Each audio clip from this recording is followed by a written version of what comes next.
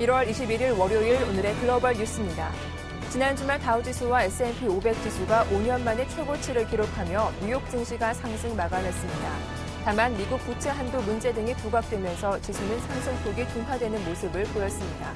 다우지수는 0.39%, S&P 500 지수는 0.34% 상승한 반면 나스닥 지수는 0.04% 하락했습니다.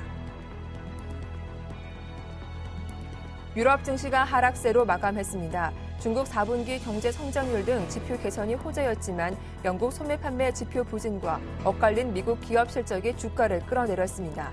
영국은 0.36% 상승한 반면 프랑스와 독일은 각각 0.07%, 0.43% 하락했습니다. 미국 정치권이 국가 부채 한도 인상을 놓고 줄다리기를 거듭하는 가운데 하원을 장악하고 있는 공화당은 3개월 동안만 한시적으로 부채 한도 증액을 승인하는 안을 이번 주 표결에 붙일 예정입니다. 에릭 켄터 공화당 하원 원내대표는 상원이 지출을 대폭 삭감한 예산안을 통과시킬 시간적 여유를 갖게 될 것이라며 민주당이 장악하고 있는 상원을 압박했습니다. 제너럴 일렉트릭과 모건 스탠리가 4분기 시장 예상을 뛰어넘는 실적을 발표했습니다. 제너럴 일렉트릭의 4분기 조정 계속 사업이익이 전년 동기 대비 13% 증가한 46억 7천만 달러를 기록했습니다. 매출은 4% 증가한 393억 달러를 보였습니다. 모건 스탠리의 4분기 순이익도 5억 700만 달러를 기록해 전년 동기 2억 5천만 달러 손실에 비해 큰 폭으로 개선됐습니다. 버락 오바마 미국 대통령이 현지 시간으로 20일 낮 12시 백악관에서 취임 선서를 함으로써 오바마 대통령의 2기 행정부가 공식 출범했습니다. 미국 주요 언론에 따르면 오바마 대통령은 이날 재선 취임 연설에서 인종과 당파를 뛰어넘어 하나의 미국을 건설하자는 대통합의 메시지를 강조할 것으로 알려졌습니다. 이번 주 뉴욕 증시는 마틴 루터킹 데이를 맞아 21일 휴장한 이후 22일부터 거래가 이루어집니다. 절정으로 치닫는 어닝 시즌이 3주차에 접어듭니다. 23일 애플과 24일 마이크로소프트의 실적 공개가 있습니다. 이 밖에도 다우지수를 구성하는 30개 종목 중 10여 개 기업이 이번 주 실적을 공개합니다. 이 밖에도 일본은행이 오늘부터 이틀간 올해 첫 번째 통화정책회의를 갖고 유럽에서도 21일과 22일 올해 첫 번째 유로존 재무장관 회의와 EU 재무경제장관 회의가 열립니다.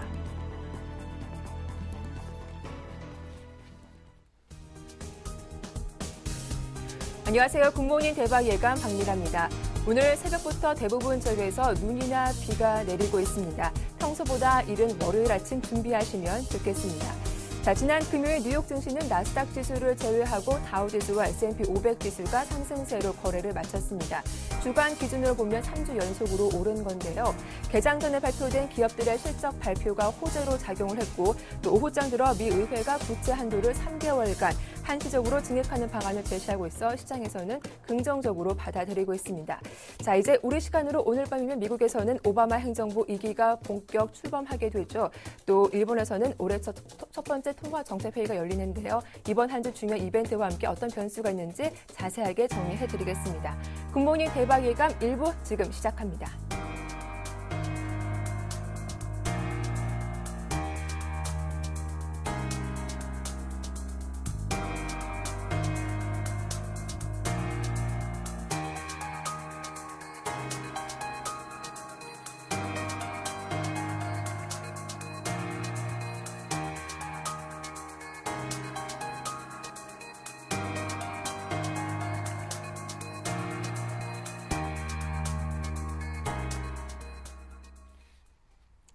네, 글로벌 증시 마감 상황은 샘플러스 한영섭 전문위원과 함께 살펴보겠습니다. 안녕하세요. 네, 안녕하십니까. 제갈 공매입니다. 네, 지난 금요일 뉴욕 증시는 주간 단위로 보면 3주 연속 상승세를 보였습니다. 다우지수가 5년 내 최고치를 기록하기도 했는데요. 자세한 마감 상황 살펴봐 주시죠. 네, 금요일 미국 증시는 혼재서로 마감하였지만 전략 후강으로 6년 13년 내 최고치 기록이 속출하였습니다. 다우 종합지수가 13,649까지 53포인트 상승하고 S&P 500은 1,485까지 5포인트 상승한 반면 나스닥 종합지수는 3,134까지 1포인트 하락하며 혼재서로 마감하였습니다. 시초가 부하권 출발 후 장 초반 3대 지수 모두 약세를 보였습니다. 하지만 오후 장 이후 다우지수와 S&P 500 지수가 상승 반전하며 반등을 주도하여 3대 지수 모두 일중 최고가 부근에 마감하였습니다. S&P 500 지수는 일봉, 주봉, 월봉 기준으로 2007년 12월 이후 6년 만에 최고치를 기록하고 다우지수 또한 주봉, 월봉 기준으로 6년 내 최고치를 기록했으며 나스닥 종합지수는 월봉 기준으로 2000년 10월 이후 13년 만에 최고치로 마감하였습니다. 1월 소비심리지수 AB치가 71.3으로 예상치 75, 12월 확정치 72.9를 밑돌아 14개월 내 최저치로 시장에 부담을 주었으나 공화당이 채무한도를 3개월 단기간 연장하는 방안을 하원표결에 붙이기로 하고 시카고 옵션 거래소 변동성 지수는 13을 밑돌아 2007년 4월 이후 최저치까지 내려갔으며 모건 스탠리 G2의 실적 호조도 시장에 긍정적으로 영향을 미쳤습니다. 일본 관련 업종과 금융, 중장비, 철강, 건설, 에너지 관련 업종 중심으로 104개 업종이 상승해 상승 업종 비율이 75%로 지수 대비 상승 업종이 압도적으로 많았습니다. 종목별로는 다우 30종목 중 21개, 나스닥 100종목 중 60개, S&P 500 종목 중 329개 종목이 상승해 다우와 S&P 상장 종목 중심으로 상승 비율이 65%로 상승 종목 수가 많았습니다. 모건 스탠리가 7.86% 폭등하고 리서치 모션이 6.24%, 지이가 3.47% 급등한 것을 비롯해 제이시펜이, 캐터필러, 골드만삭스, 자일링스, 스테이트 스트리트 코프, 버거, 네이버스, 인더스트리스, 베이커휴, 헬리버튼, 세이프웨이, 타이슨푸드, 레그메이슨, 헤스브로, 시어즈, 두폰, 알쿠아, 엑슨모빌, 오라클, 어플라이드 머트리얼스, 베스트바이, 마이크론 등이 상승을 주도하였습니다. 모건 스탠리는 4분기 순이익 5억 달러 이상으로 전년 동기 적자에서 흑자 전환하여 7.81% 급등하고 블랙베리 제조사인 리서치 모션은 투자 의견 상향으로 6.24% 급등했으며 지인은 산업용 주문 증가와 중국에서 사업 호조로 긍정적 실적에 힘입어 3.47% 상승하였습니다. 반면 인텔은 예상을 웃도는 실적 발표에도 불구하고 4분기 이익 감소와 1분기 매출액 전망치가 기대를 밑돌아 6.32% 급락하고 애플은 500달러까지 0.52% 추가 하락하였습니다.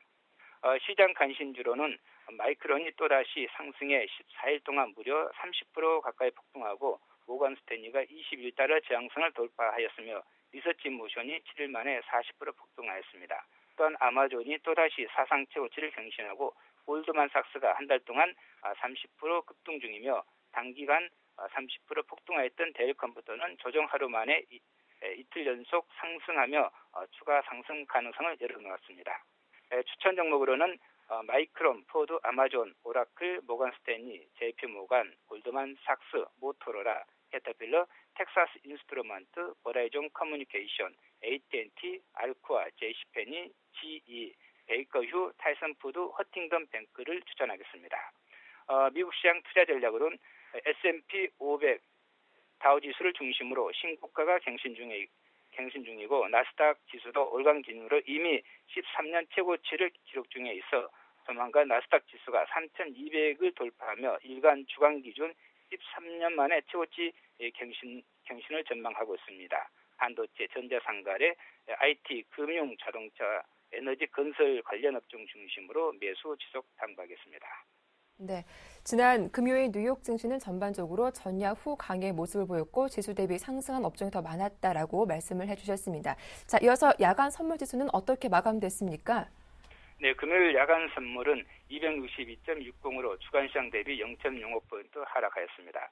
저점 261.90, 고점 262.80으로 0.90포인트 범위 내에서 움직였고 거래량은 13,564계약으로 관망 분위기 속에 급감하였습니다. 시초가 262.65 부합의 출발 후 정강 후약으로 장중 0.75포인트 하락하였으나 미국 증시의 반등으로 장막판 반등에 약보합에 마쳤습니다. 오장 두 차례 변동성을 제외하면 장중 내내 좁은 박스권에서 관망 분위기였습니다. 개인이 81계약, 기관이 73계약 매도하고 외국인은 162계약 매수하였습니다. 장중 내내 관망세가 지속되다 장막판 외국인은 매수를, 개인과 기관은 매도량을 크게 늘렸습니다. 야간 옵션 시장은 선물지수의 행보로 콜은 약보합, 풋은 강보합권에서 혼조세를 보였습니다. 콜은 장중 저점 대비 반등의 낙폭을 축소하였고 풋은 시초가를 저점으로 장중 상승하다 보합에 마쳤습니다.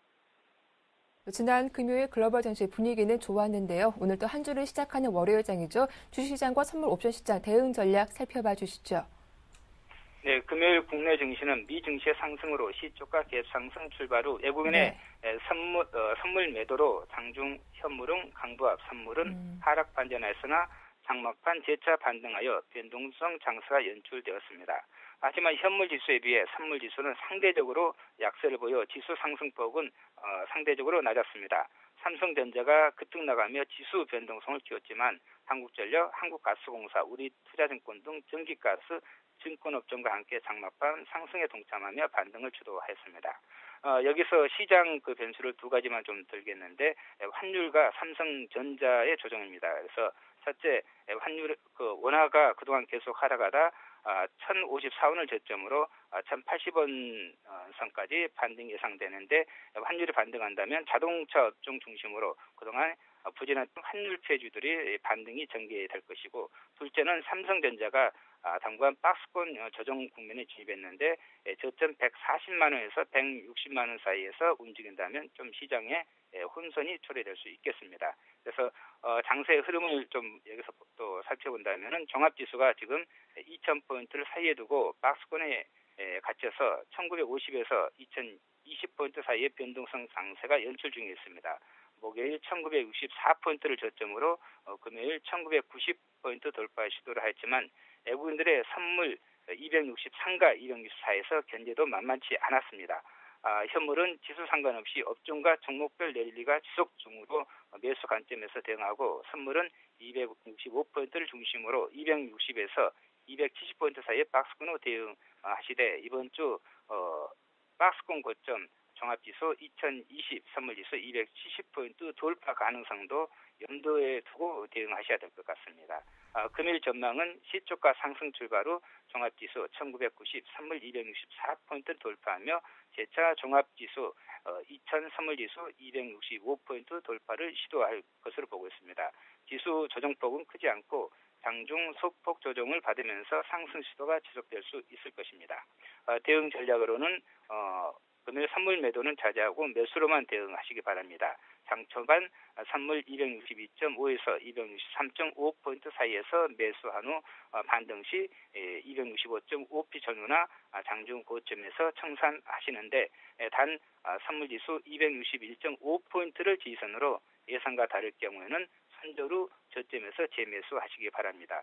금일 저점은 종합지수 1985, 선물지수 262포인트, 고점은 종합지수 2005, 선물지수 266포인트를 제시하며 하락시 지지선은 선물 261.5, 상승시 저항선은 266포인트를 제시하며 최대 변동폭은 선물로 한선 260에서 상한선 267포인트를 제시하겠습니다.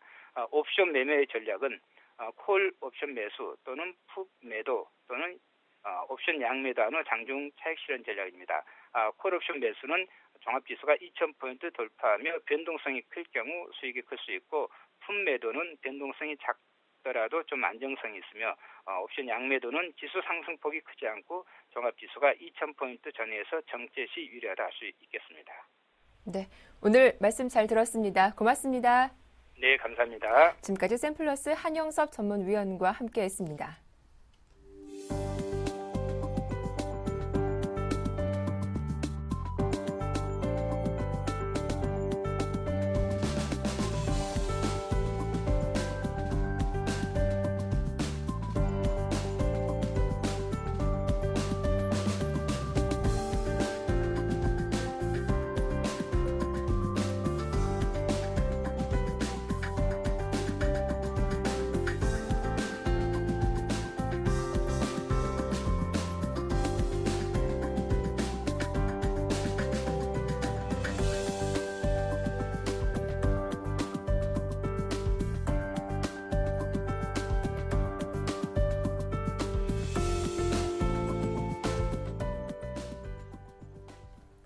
네, 글로벌 주요 이슈 레이크쇼어 인베스터스 이현민 이사와 함께 살펴보겠습니다. 안녕하세요. 안녕하십니까? 네, 오바마 대통령의 집권 2기 행사가 오늘 본격적으로 열리게 되죠. 오바마 행정부의 2기 과제 어떤 점들이 꼽히고 있습니까? 그렇습니다. 이제 1기 행정부에서 2기 네. 행정부로 넘어가는 그런 흐름이라고 볼 수가 있겠습니다. 우리 시간으로는 이제 내일 이 화면을 시청자 여러분께서도 많이 이제 보실 수가 있을 것으로 보입니다. 임기는 20일부터 이미 시작이 됐습니다. 어제 백악관 블루룸에서 40여 명의 인사들이 참석한 가운데 2기 행정부의 공식 시작에 선서를 했습니다. 그렇지만 취임식은 일요일인 관계로 월요일인 현지 시간으로 21일 오전 11시 30분에 미 의회 앞에서 취임식을 개최하는 그런 흐름으로 현재 나타나고 있고요. 역시 국민의 대통합, 강한 미국 이런 내용들이 취임식의 연설에서 목도할 수 있을 것으로 보입니다. 2기 오바마 행정부는 1기 행정부의 현재의 흐름을 이어갈 수 있다는 정책의 연속성, 이런 점이 현재 장점이라고 꼽을 수가 있겠고요. 총기 규제의 강화 노력, 그 다음에 이민법의 개정, 이런 부분의 진도도 나올 것으로 보입니다. 정치적인 일정으로는 이제 부채 한도 상향 등 여러 가지 이제 일정들이 대기를 하고 있고요. 메디케어, 메디케이드, 이른바 오바마 케어로 불리고 있는 네. 공공의료 법안을 슬림하지 않고 시장에 착근할 수 있도록 하는 것도 오바마 행정부의 큰 현재 숙제라고 볼 수가 있겠습니다. 네, 자, 이번 취임식의 메시지는 과연 어떤 점인지도 궁금한데요. 그런데 일부 취임식 참여 임원들에게 높은 참석비를 받았다라는 비판도 있더라고요. 그렇습니다. 일부 네. 이제 참석비가 좀 높은 자리들이 있으니까 네. 이런 부분은 좀 언론에서 질타를 받았습니다만 크게 구설수에 오를 정도는 아니었습니다. 네. 그렇지만 취임식에 높은 참석비를 내야 되느냐라는 그 의문에는 다소 현재 좀 긴장 어린 그런 흐름이라고 볼 수가 있겠고요. 백악관에서는 취임식의 주제를 우리의 국민, 우리의 미래 이렇게 잡았습니다. 영문으로는 Our People, Our Future라는 제목으로 현재 나와 있고요. 취임식 메시지는 현재까지 알려지고 있지는 않지만 미래 미국의 경제의 영광과 자신감 이런 부분을 강조하지 않을까라고 볼 수가 있겠습니다. 특히 오바마 행정부는 그 대외적으로는 중국과 현재 일본이 다오 위다오 분쟁으로 인해서 매우 예민한 상태로 있기 때문에 이 조정자 역할을 잘 해낼 수 있을지에 대해서도 관심이 모아진다라고 볼 수가 있겠고요. 전통적으로 고용 없는 성장, 이른바 jobless economy라는 이런 흐름에서 현재 7.9%의 실업률을 추가적으로 낮추고 일자리를 창출하는 것도 오바마 행정부의 큰 숙제라고 볼 수가 있겠습니다. 이런 내용들이 취임식 메시지에서 긍정적인 톤과 자신감으로 그 취임식에 참석하는 국민들에게 이런 메시지를 보낼 것으로 현재 예상을 할 수가 있겠고요. 지난 16일에 총기 규제 법안을 행정명령으로 즉각 시행토록 조치를 했습니다. 그렇지만 공화당이 반발이 계속되고 있어서 이를 잘 무마할 수 있을지도 숙제라고 볼 수가 있겠습니다. 특히 미국의 인구 비중을 보면 지난 대선에서 백인들이 미국에서 차지하는 비중이 절반을 현재 밑도는 수준으로 들어가고 있어서 히스패닉과 유색인, 아시아인들의 인권을 강화하고 이들에 대한 교육의 균등한 기회를 보장하는 내용들, 이런 점도 오바마 대통령에게는 플러스 요인으로 크게 작용했다라는 측면이고요. 이런 정책적인 내용들을 꾸준하게 성공적으로 이끌 수 있느냐가 오바마 현재 2기의 큰 과제라고 볼 수가 있겠습니다. 네, 우리나라도 이제 다음 달 25일이면 박근혜 당선인의 취임식이 진행이 될 텐데요. 오바마 행정부와의 한국과의 관계 앞으로 어떻게 전개가 될까요? 그렇습니다. 전통적으로 한미 관계는 네. 그 좋은 흐름을 보였죠. 특히 이제 한미 FTA 이런 부분도 긍정적인 측면이 상당히 많다라고 볼 수가 있겠습니다. 박근혜 당선인이 이번 주에 이제 총리 인선도 윤곽이 나올 것으로 보이는데요. 네. 현재 이명박 정부와 미국 오바마 대통령의 관계 이런 점에서 신뢰가 돈독한 흐름이 박근혜 당선인의 차기 정부에서도 꾸준히 유지될 것으로 보입니다.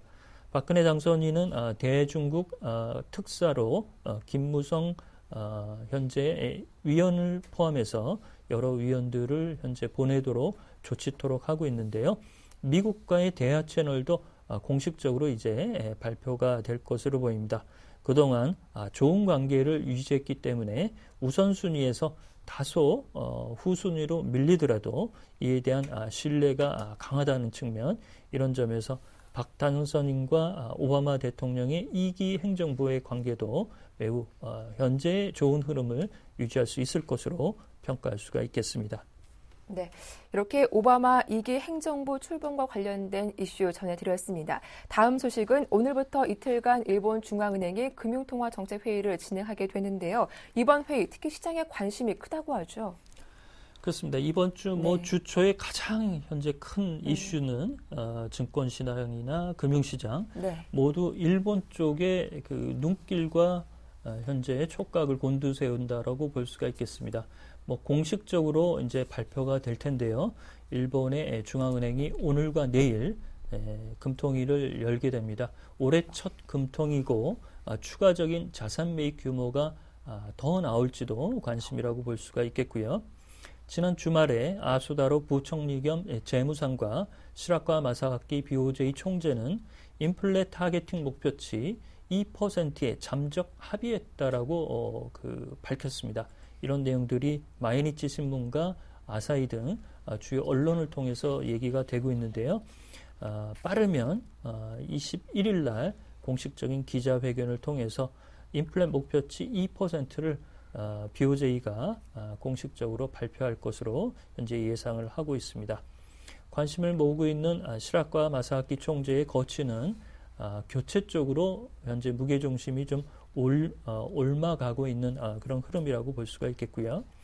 그렇지만 BOJ가 일본 행정부의 이런 그 강한 경기 부양에 협조적인 자세가 아니라 수세적인 자세로 가져가고 있다는 점, 이런 점은 이른바 중앙은행의 독립성을 크게 훼손한다는 측면에서 그리 탐탁지 않은 그런 흐름이라고 볼 수가 있겠습니다. 따라서 인플레 타겟팅 목표치를 2%로 상향하는 것은 일본의 경기 상황을 현재 올리기 위한 조치이지만 이 환율의 그 내용들에 대한 비판이 크게 올라오고 있다는 점, 이런 점에서 이번 주 아주 시끄러운 내용이 좀 많이 불거질 것으로 볼 수가 있겠습니다. 네, 이런 일본 은행의 양적 완화 기대감으로 엔달러 환율이 지난 주말 90엔대까지 오르기도 했습니다. 이렇게 모든 통화 대비 약세를 지속하고 있는데 앞으로 엔화 전망은 어떻게 보시는지요? 그렇습니다. 이 아베 내각이 들어서게 된 가장 큰 그 조치가 엔화를 약세를 유도해서 경기를 부양하겠다라는 그 이른바 총선에 나서는 아베 전 총리의 일성이 그 일본 국민들에게 먹혔다라고 볼 수가 있겠습니다. 아베 현재 이제 총리가 됐는데요. 윤전기를 돌려서더라도 이른바 돈을 찍어내겠다라는 그런 흐름이고요. 지난해 9월 26일 때 엔달러 환율이 78엔대였는데요. 어제 이제 90엔대까지 현재 오른 상태입니다. 아베 총리는 90엔대까지 1차 목표를 잡겠다라고 했는데 그 수준까지 현재 올라온 상태입니다. 다만 이 절상폭이 단기간에 매우 크게 이루어졌다는 점, 이런 점이 좀 우려를 표하는 여러 금융계 인사들의 내용들이 현재 가닥으로 잡히고 있는 그런 흐름인데요. 현재까지 나온 흐름으로는 추가적으로 더 상승할 수 있는 여력도 있을 것으로 보는 일본 내 현지 전문가들의 의견도 같이 나오고 있습니다. 다만 이렇게 엔화 약세가 급격하게 이루어진다는 측면에서 반사적으로 근린 공픽파 정책으로 이에 피해를 보고 있는 국가들이 많아진다는 점, 특히 지난주에 쉐이블레 독일 재무장관의 입김이나 러시아 중앙은행 수석부총재의 언론을 통한 이런 환율 전쟁의 빌미가 될 것이다라는 내용들, 이런 점이 현재 엔화 추세가 고공행진을 하고 있지만 다소 불안한 모습이라고 볼 수가 있겠습니다. 네, 이런 아베의 정책 리스크가 세계 경제에 새롭게 부각되고 있는데요. 상반기 글로벌 시장에 미칠 파장은 어떻게 보고 계신지요? 그렇습니다. 이제 그 환율의 움직임이 네. 속도를 좀 줄여줄 수 있느냐가 관건이 될 것으로 보입니다. 아베 내각이 현재 가져가고 있는 아주 강력한 시장 부양 조치, 이런 부분에 대해서 일본 재계나 특히 이제 수출업계를 중심으로 일본 내에서 환영의 인사를 현재 표하고 있는데요. 그렇지만 이렇게 급격하게 너무 가파르게 오르는 그런 흐름들이 불만을 토로하고 있는 그런 배경이라고 볼 수가 있겠습니다. 특히 IMF의 라가르 총재는 수출 촉진만을 위해서 통화 가치를 떨어뜨리는 것은 중앙은행 정책의 그 고유 정책의 그 의도와는 달라진 점이라는 측면에서 이를 우려를 하고 있는데요. 1985년 플라자 합의를 통해서 미국의 무역 수지나 경상 수지 적자가 크게 일어나자 미국과 독일, 일본 등 5개 국가가 달러 강세를 인위적으로 시장을 개입을 했지만 역플라자 95년의 합의를 통해서 엔화의 강세를 조금 이렇게 누그러뜨리는 내용들도 나오고 있습니다. 그렇지만 최근 일본의 움직임은 환율만을 목적으로 수출 증진을 수단으로 삼고 있다는 점, 이런 점이 좀 우려라고 볼 수가 있겠고요. 따라서 속도만을 좀 줄여준다면 현재의 90엔대 수준에서 달러엔 환율의 움직임이 나타날 것으로 보이고, 이렇다면 그 세계 각국에서 현재 불만 섞인 내용들, 이런 부분도 좀 잦아들게 할 수 있는 내용이라고 볼 수가 있겠는데요. 이 정도까지 아베 내각이 조금 유연성을 나타낼 수 있을지, 이런 점이 숙제라고 볼 수가 있겠습니다. 네, 이렇게 글로벌 주요 이슈 레이크쇼어 인베스터스 이현민 이사와 자세하게 살펴봤습니다. 도움 말씀 고맙습니다.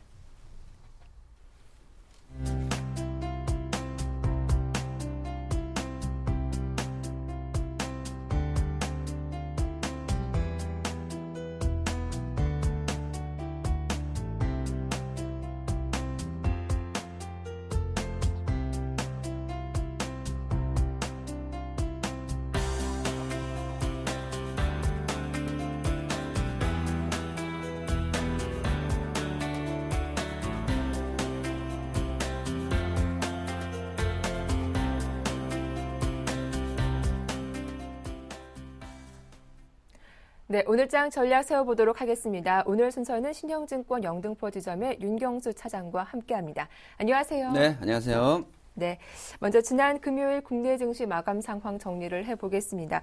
무엇보다 외국인이 6거래일 만에 돌아왔습니다. 매수세를 보여줬지만 매수 규모가 그렇게 크지는 않았었죠. 코스피 코스닥 오랜만에 빨간불이 들어왔는데 자세한 마감 상황 살펴봐 주시죠. 네, 마감 상황 또 살펴드리도록 하겠습니다. 말씀하신 대로 외국인이 돌아온 부분이 조금은 긍정적이다, 이렇게 말씀을 드릴 수가 있겠네요. 코스피 전일보다 13.58포인트 상승을 했죠. 1987.85로 거래를 마쳤습니다. 역시나 중국 그리고 미국발 훈풍이 증시를 상승폭으로 키워줬다, 이렇게 볼 수가 있는데요. 중국의 GDP 발표가 있었죠. 7.9%로 GDP 성장률이 발표가 됐기 때문에 예상치 또는 예상치보다 조금 상회하는 이런 지수를 발표를 했기 때문에 이런 부분들이 조금은 훈풍으로 다가섰다, 이렇게 볼 수가 있고요. 또 미국 역시도 주택지표, 그 다음에 경기지표, 이런 부분들이 살아나면서 지수를 상승으로 이끌었다. S&P 500 지수는 5년 만에 최고치를 달성하는 이런 모습도 보여줬죠. 그래서 향후 주가는 조금씩 상승폭을 키워갈 가능성이 높다, 이렇게 보여질 수가 있고요.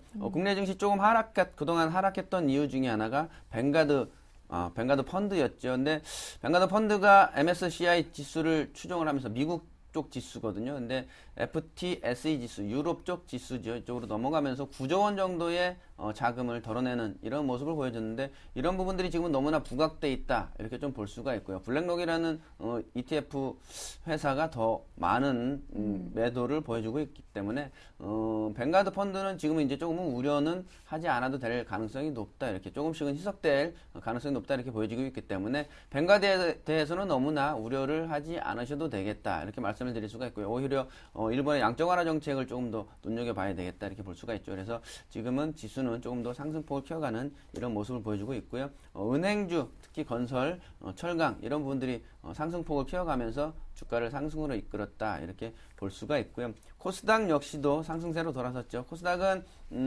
내용상 외국인 기관이 좀 매수세 들어오면서 강하게 매수세를 들어오면서 주가를 상승으로 이끌었다 이렇게 볼 수가 있는데요. 5.89포인트 올랐죠. 512.24로 상승폭을 키워갔는데 코스피, 코스닥 양쪽 지수가 두 개 다 상승폭을 키워간 부분들이 긍정적인 모습이다 이렇게 볼 수가 있고요. 좀 특징적인 테마주로는 이스라엘식 창업국가 모델을 좀 이렇게 앞세워서 제2의 벤처 부흥을 하겠다. 새로운 정부가. 그래서 이런 부분 때문에 창투사 관련된 업종들이 상승폭을 키워갔죠. 에이티넘 인베스트나 대성창투 그리고 우리기술투자 이런 부분들이 상승폭을 키워갔고요. 또 하나는 철도와 가스관 관련이죠. 한국과 러시아의 정상회담 이런 기대감이 나오면서 가스 관련주 동양철광이나 하이스틸 그리고 대동스틸 이런 부분들이 상승을 했고요. 또 네. 대하TI 그리고 세명전기, 리노스 이런 철도 관련주도 상승폭을 키워갔습니다. 네. 이제 이번 주 미국, 유럽 그리고 일본에서는 중요한 이벤트가 예정이 돼 있습니다. 그에 앞서 실적에 좀 집중을 해보면 이번 한 주 또 미국에서는 애플, IBM, 구글 등 이런 기술주들이 실적을 발표하게 될 텐데요. 우리 증시 뚝 기술주에 미치는 영향은 어떻게 보시는지요? 네, 말씀하신 대로 이번 주는 좀 실적 발표들이 있죠. 국내 증시 역시도 4분기 실적 발표를 하게 되겠고요. 그래서 미국이 지금 이제 말씀하신 대로 IT에 좀 어닝 시즌이 돌아왔다 이렇게 볼 수가 있기 때문에 국내 증시 역시도 IT 관련돼서는 조금 상승폭을 조금 더 키워가는 모습이 나올 가능성이 높고요. 근데 IT보다는 이제는 증권주, 금융 쪽, 은행주 이런 금융 쪽으로 조금은 눈이 돌아올 가능성이 높다 이렇게 볼 수가 있고요. 유럽이 안정이 돼 있기 때문에 미국도 계속적으로 좋은 내용이 나오고 있기 때문에 이제는 악재가 거의 없다는 거죠. 그래서 악재가 없기 때문에 어느 정도 증시가 안정돼 있다. 안정된 부분에서는 일단 트로이카가 올라가게 돼 있죠. 그래서 그 중에 은행, 특히 증권주, 이런 건설주 이런 부분들이 이제는 상승폭을 키워갈 가능성이 높다. 그래서 지금은 은행주나 증권주 이렇게 좀 눈여겨보실 필요가 있고요. 건설주 역시도 조금은 이제는 눈여겨볼 필요가 있다. 이렇게 말씀드릴 수가 있겠네요. 예, 또 한 가지 이벤트로는 이제 오늘부터 이틀간의 일정으로 일본에서 통화정책회의가 열리게 되는데 추가적인 양적 완화 정책이 나온다면 국내 수출주 좀 부담이 되진 않을까요? 네, 아무래도 부담이 될 가능성은 좀 있습니다. 왜냐하면 지난번에도 일본의 양적 완화 정책이기 때문에 엔화 약세 때문에 자동차주가 하락세를 보였죠. 그리고 수출업체들이 조금은 주춤하는 모습을 보여줬기 때문에 아무래도 금융정책에 또다시 양적 완화 정책 얘기가 나올 가능성이 상당히 높다고 얘기가 나오고 있죠. 그래서 이런 부분들은 어느 정도는 좀 수출주에는 조금은 주의를 기울일 필요가 있다. 이렇게 말씀을 드릴 수가 있고요. 하지만 항상 말씀드리는데 주가는 항상 선반영하게 돼 있죠. 그래서 선반영이 이미 어느 정도는 좀 돼 있다 이렇게 볼 수가 있고요. 자동차주 역시도 지난주에 박스권에서 머무르는 이런 모습을 상승폭을 키워오다가 박스권에 머무르는 모습을 보여줬기 때문에 이런 부분들은 양적 완화 정책에 대한 선반영이 어느 정도는 좀 이루어졌다 이렇게 볼 수가 있기 때문에 이제는 오히려 지난번에도 조금 말씀드렸는데 오히려 조정을 보일 때 조금씩 비중을 늘려가는 이런 전략도 조금은 괜찮은 전략이다 이렇게 말씀드릴 수가 있겠네요. 네, 사실 2013년이 되면서 일본과 중국 쪽 증시는 가파른 상승세를 보여줬는데 우리 증시는 그런 모습을 보이지 못한 것 같습니다. 이런 커플링 현상이 언제쯤 이루어질까요?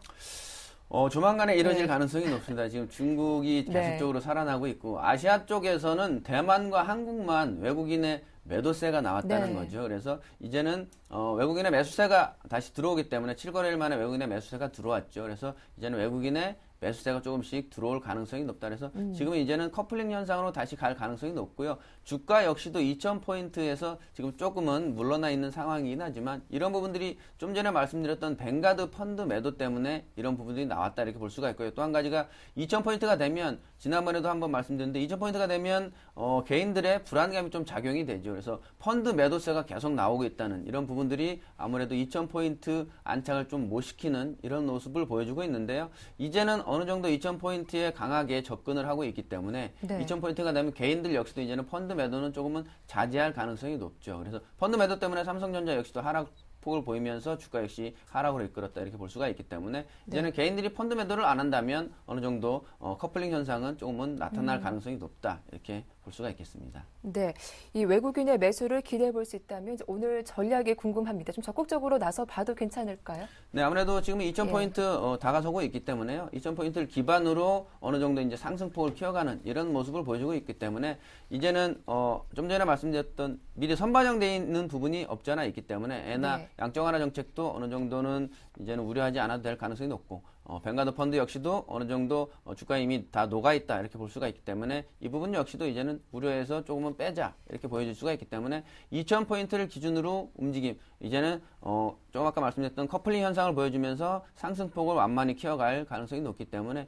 이제는 현금 비중을 조금은 줄이는 이런 모습으로 가야 된다 이렇게 볼 수가 있고요. 그래서 이제는 조정을 보일 때마다 주식을 담으면서 주식 비중을 높여가고 현금 비중은 한 20% 정도만 가지고 가시면서 증시를 계속적으로 예의주시하는 게 지금은 맞다 이렇게 말씀드릴 수가 있겠네요. 네, 이렇게 우려보다는 기대감을 안고 시장을 대응해 보자라는 말씀을 해주셨는데요. 끝으로 오늘의 관심 종목도 궁금합니다. 어떤 종목 살펴볼까요? 네, 방금 말씀드렸던 은행, 증권 그중에서 증권주 SK증권을 들고 나왔는데요. 그동안 낙폭 과대가 심했죠. 그리고 중간에 그 SK네트워크스에서 블록 D를 보이면서 주가를 갑자기 하락세로 이렇게 몰아세우는 모습을 보였죠. 1,005원까지 하락을 보여줬죠. 그래서 이제는 3월 달에 있을 증권회사나 보험회사, 여러 두 회사는 3월 달에 결산을 하거든요. 그래서 이제는 3월 달에 있을 결산에 대한 배당, 이 부분이 조금씩 부각이 되고 있고요. 그리고 지금은 외국인의 매수세가 들어오면서 아무래도 증권주 역시 증시에 가장 발빠르게 움직이는 주식이 증권주이기 때문에 증권주 이제는 주가가 상승폭을 조금씩 키워가면서 가장 발빠르게 움직일 가능성이 높다. 그래서 이제는 증권주 특히 SK증권에 눈을 돌려보자 이렇게 말씀을 드릴 수가 있고요. 그래서 SK증권 오늘 시초가에 좀 매수를 하셔도 될 것 같고요. 목표가는 지난번 조금 고가죠. 1230원 정도 보시면 될 것 같고요. 손절가는 지난번 저점이죠. 1005원 이렇게 보시면 괜찮으실 것 같습니다. 네, 오늘 말씀 잘 들었습니다. 지금까지 신영증권 영등포 지점의 윤경수 차장과 함께했습니다. 도움 말씀 고맙습니다. 네, 감사합니다.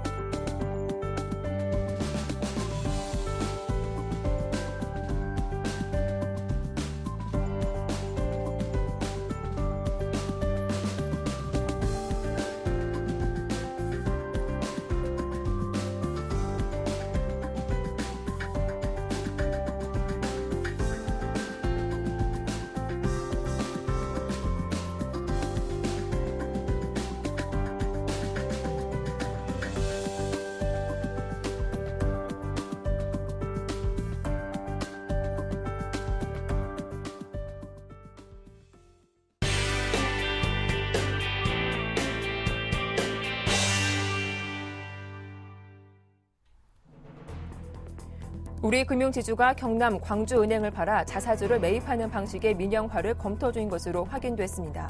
하지만 금융당국이 추진해온 일괄 매각 방식과 배치되는 것이어서 논란이 불가피할 것으로 전망됩니다. 대통령직 인수위원회가 부동산 부양 정책을 준비하는 가운데 정부가 공공임대주택 공급 체계 기준을 총량제에서 비율제로 수술하는 방안을 추진하고 있는 것으로 확인됐습니다. 국토부는 오는 2월 말 새 정권이 들어서면 본격적으로 이 문제를 공론화할 방침입니다. 지식경제부는 어제 6차 전력수급 기본계획에 포함될 화력발전 사업자 선정을 마무리 지었습니다. 수주를 놓고 치열한 경쟁을 벌였던 삼척 화력발전 사업권은 동양파워, 강릉 지역 화력발전은 삼성물산과 동부 하슬라파워가 선정됐습니다.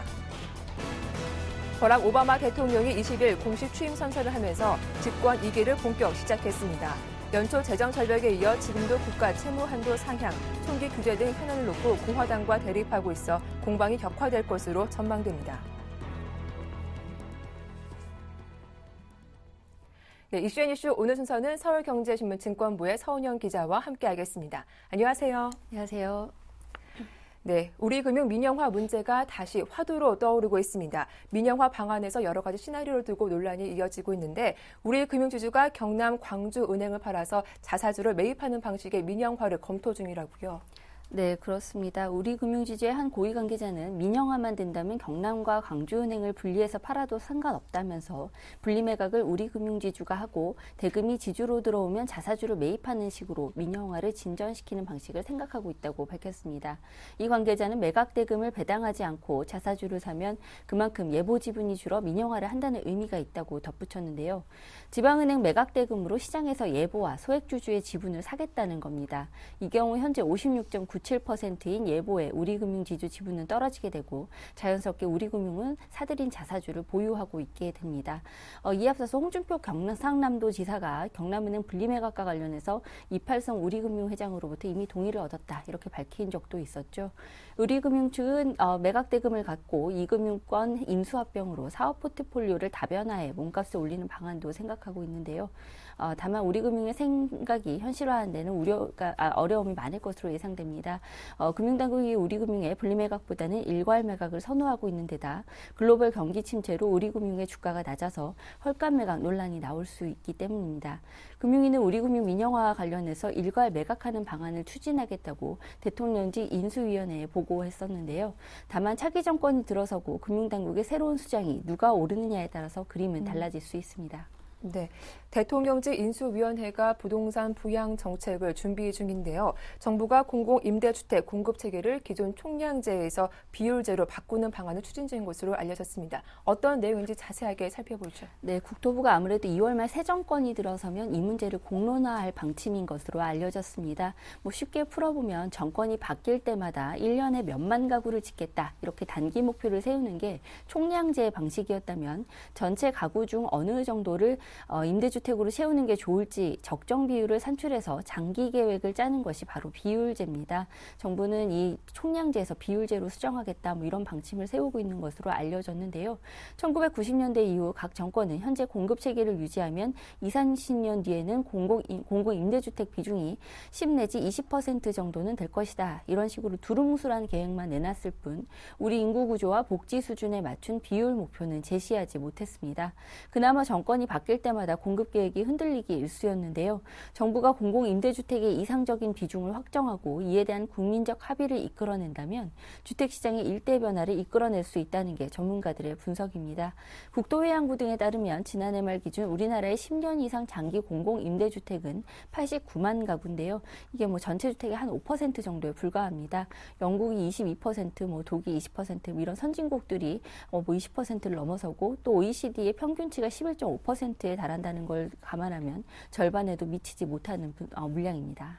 네, 이 패러다임을 바꿀 시기라는 데는 이견이 없을 것 같습니다만 현실적인 문제도 만만치 않을 것 같은데요. 결국은 돈 문제가 아닐까 싶은데요. 당장 네. 세금 먹는 하마인 임대주택 공급을 확대하기에 앞서서 안정적인 자금 조달 창구를 확보해야 합니다. 박근혜 대통령 당선인은 행복주택을 비롯해 임대주택 공급 확대를 공약으로 내세웠지만 실무부처 입장에서는 이런저런 복지 공약에 치여서 충분한 재원을 마련하기 어렵다는 게 현실입니다. 실제로 보통 임대주택 한 채에 투입되는 사업비는 대략 1억 원 선인데요. 이 중 정부 재원과 주택기금으로 충당되는 돈이 약 7천만 원에 달합니다. 지금까지 알려진 것처럼 보금자리 주택에서 분양주택의 비중을 낮추고 임대주택의 비중을 더 높이면 정부 부담은 더 커질 수밖에 없는데요. 이미 막대한 빚을 떠안는 한국토지주택공사 등의 과거처럼 개발 비용을 떠넘기기도 어려운 실정입니다. 하지만 정부가 면밀한 검토를 거쳐서 적정 임대주택 비중과 주거복지 모델을 정하고 이에 대한 국민적 공감대가 형성되면 장기적 호흡에서 또 주택 공급 및 자금 조달 계획을 짤 수 있기 때문에 예측 가능한 주택 시스템을 만드는 데 있어서는 좀 긍정적이라는 평가입니다. 네, 다음 소식입니다. 어제 제6차 전력수급 기본계획에 포함될 화력발전 사업자 선정이 있었죠. 국내 대기업들의 경쟁이 치열했는데요. 결과는 어떻게 나왔습니까? 네, 어제 가장 크게 웃은 곳은 동양그룹이 아니었나 싶습니다. 6차 전력수급 기본계획의 핵심 사업인 삼척 화력발전소 프로젝트를 동양그룹이 가져갔죠.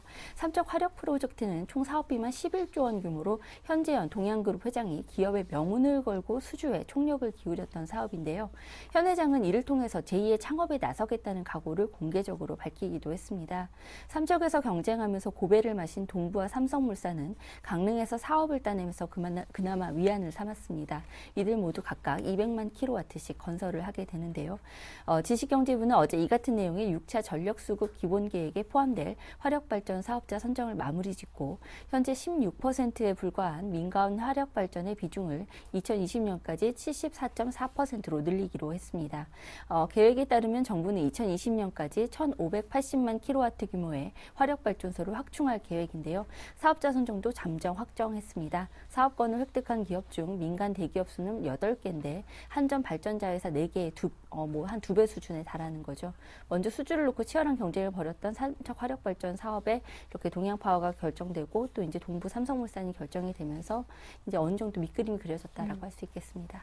네, 이어서 오늘 밤 취임식을 시작으로 버락 오바마 미국 대통령이 공식적인 재선 임기를 시작합니다. 남아있는 과제들 어떤 것들이 있을까요? 네, 상당히 남아있는 과제들이 산적해 있다라는 표현이 가능할 것 같은데요. 네.